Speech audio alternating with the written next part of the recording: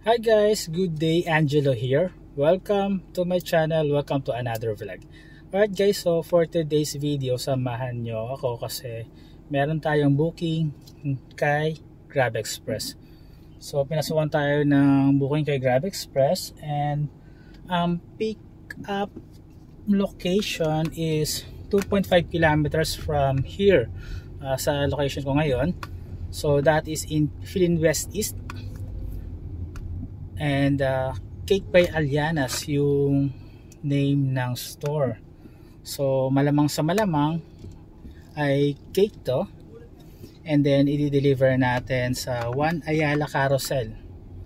So 575 peso fare ang booking na to. So yun guys, puntahan natin ang pickup and update ko kayo later.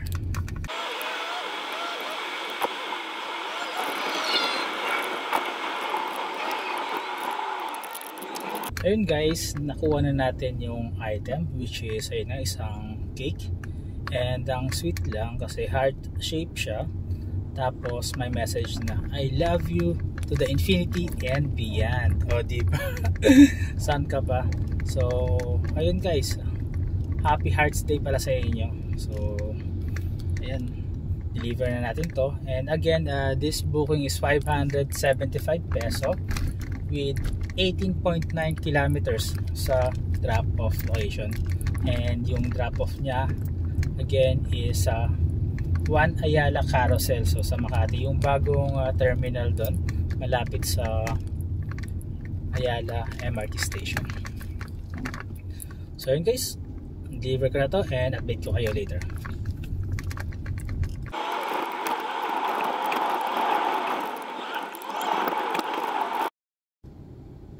Alright guys, time check 2:40 PM. So nandito pa lang tayo sa may Boni Serrano kasi medyo traffic. 3 lanes na yung open dito, pero pagdating sa bandang gas station or sa may intersection, pakaliwa ng EDSA is 2 lane na lang. So para siyang funnel or imbudo kung familiar kayo. So ayun, di ba, amazing. And siya nga pala guys, kanina nag-check tayo sa other apps natin. So sa Lalamove, ang daming mga available booking na may high demand surcharge. So ang lalayo ng pickup mga 7 to 8 kilometers yung may high demand surcharge na 100 pesos. Tapos nagdadalawang isip ako kung kuha ba ako nakasabay na booking kay Lalamove, dahil yun nga, yung item is isang cake. Sayang naman kung masisira yung cake sa sobrang tagal ng delivery. And ayun, yung dedication kasi ni Idol, sayang. I love you to infinity and beyond. O diba? Ang cheesy, parang Toy Story lang, Buzz Lightyear, diba? So ayun guys, ayun lang, update ko lang yun. Moving na tayo. So tigil mo tayo sa video, baka may enforcer, mahuli tayo. So update ko kayo later guys pagdating natin sa drop-off location. And ayun nga pala, 8.7 kilometers na lang yung layo natin with 26 minutes. So mamaya na lang guys.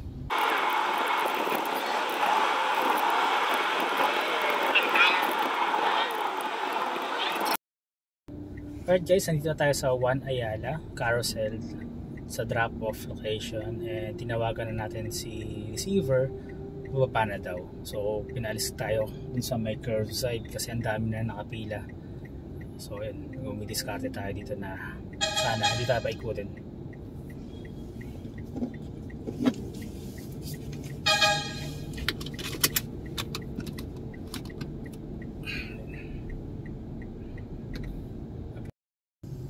So yun guys, pinaikot tayo kasi may dumating na bus na magbababa ng pasahero. So no choice, ikot tayo. Alright guys, na-deliver natin yung cake kay Idol Christian. And after natin makomplete yung booking, may pumasok ka agad na bago. Grab Express ito. So 2.8 kilometers ang distance from my location to the pickup with 22 minutes estimated time of arrival. So sa may Barangka lang to. And then dadalhin natin sa may Green Hills. So ang fare is 270 pesos plus 16 pesos tip and then 5 gems. So ayun guys, dito tayo sa EDSA and papunta na sa pickup. Update ko kayo later.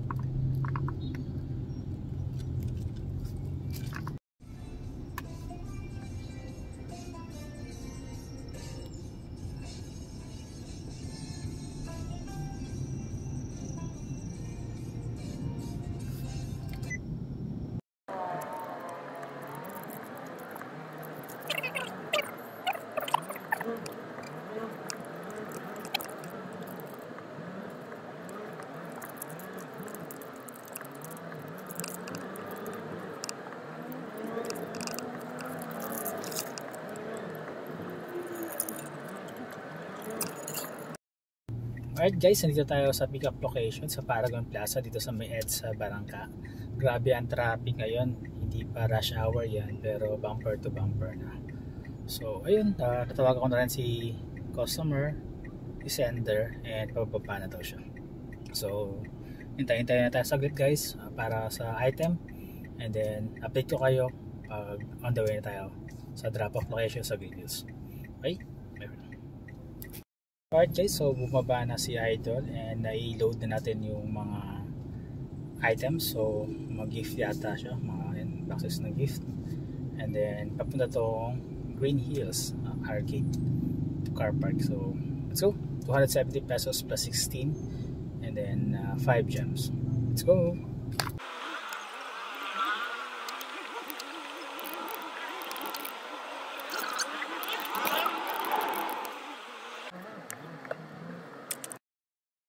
Alright guys, naihatid na natin yung mga gift dito sa Veridian Hotel sa Green Hills, and right after natin makomplete yung booking, may pumasok agad na another Grab Express booking. So from here going to pick up is 5.2 kilometers with 32 minutes time of arrival, and then yung pick up is the 30th Ayala Mall, tapos dadalhin din natin sa may Bagong Ilog Pasig. So malapit lang, and let's go guys, punta na tayo sa pick up location. Medyo traffic na kasi.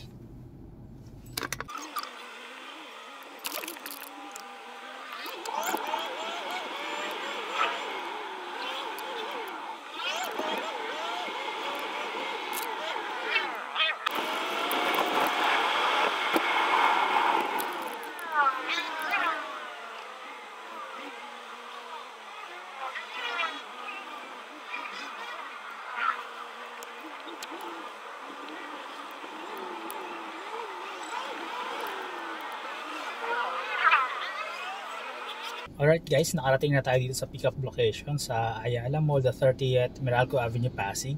And then nag-message na tayo sa store kasi hindi makontak yung number nila. So ayun, naghihintay na lang tayo na bumaba sila at i-deliver sa atin yung cake or i-abot sa atin yung cake.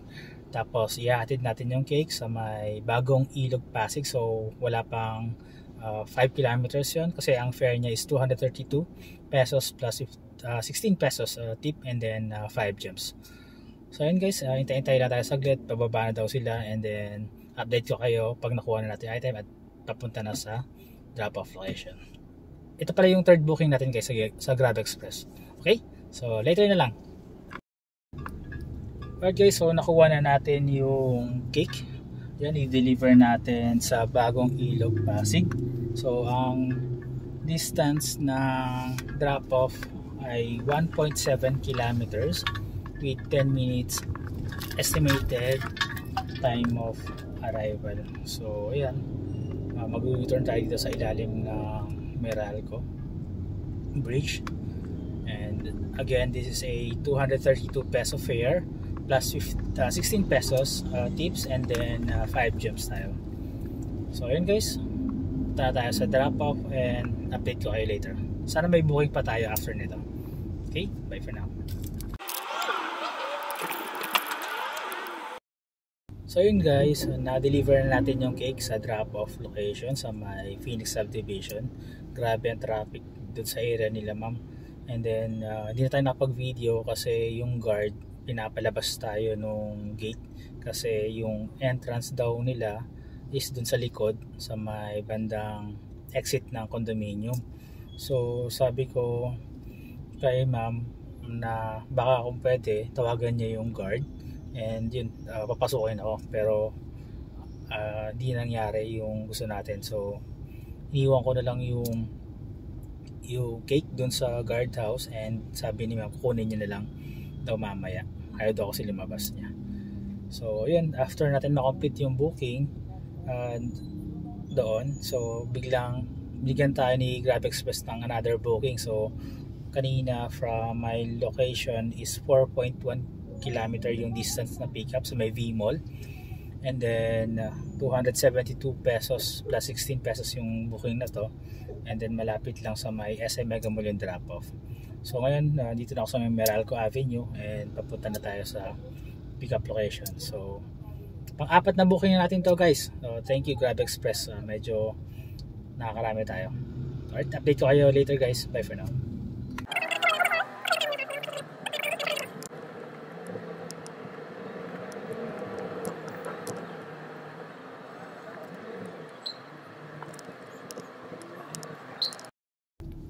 Alright guys, so update lang. Nakuha na natin yung item sa may V-Mall. So isa pala siyang iPad. So ayan. And then this booking is bound to SM Mega Mall with 4.2 kilometer distance. Tapos 274 pesos and then plus 18. Tapos plus 5 gem siya. So yun guys, deliver ko muna to. Update ko kayo later. Sana hindi na gaano kalala yung traffic sa may Ortigas or Robinson Galleria. Alright guys, dyan muna kayo. See you later.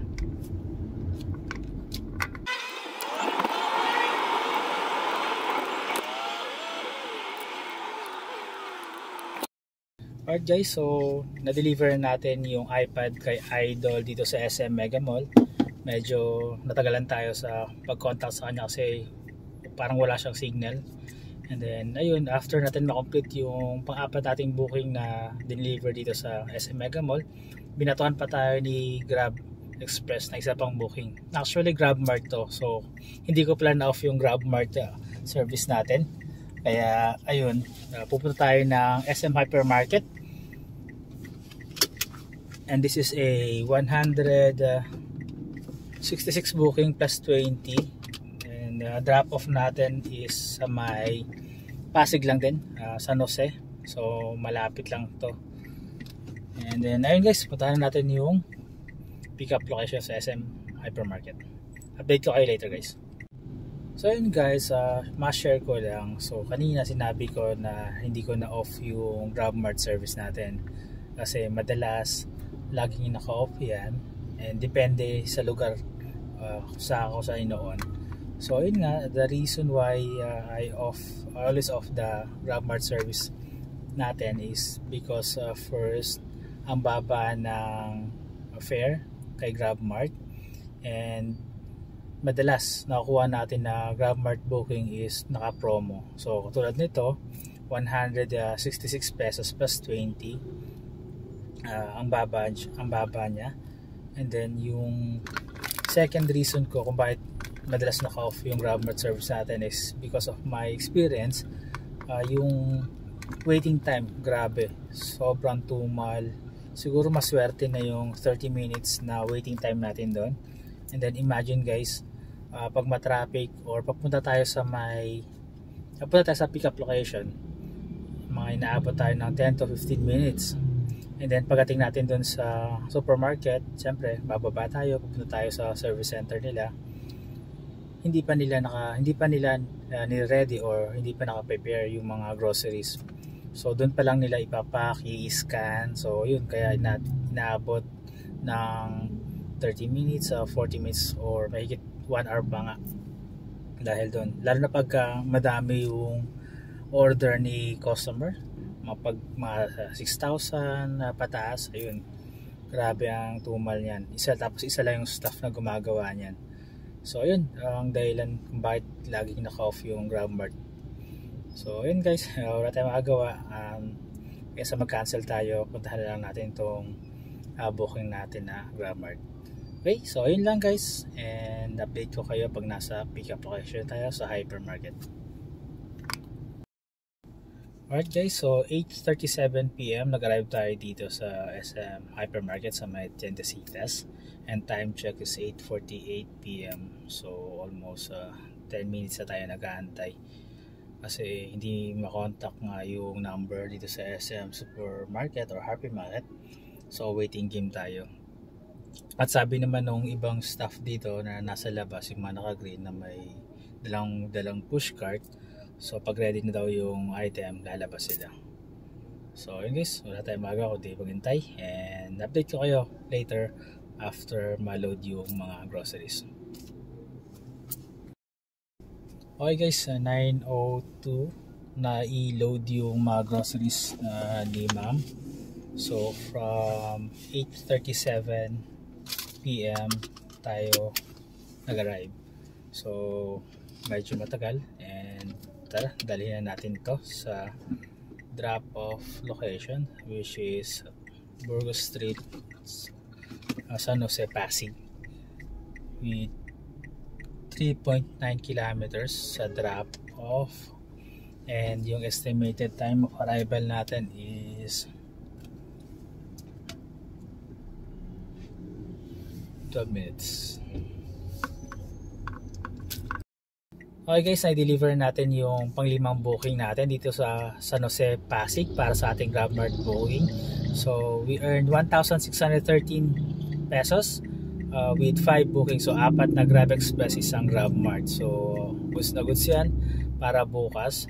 And then time check is 9:45 PM. So medyo late na, wala na tayong energy. So uwi na tayo ng Antipolo, and try natin mag-set destination. Okay, that's it guys. Let's end this video. This is Angelo, and see you on my next vlog. Bye for now.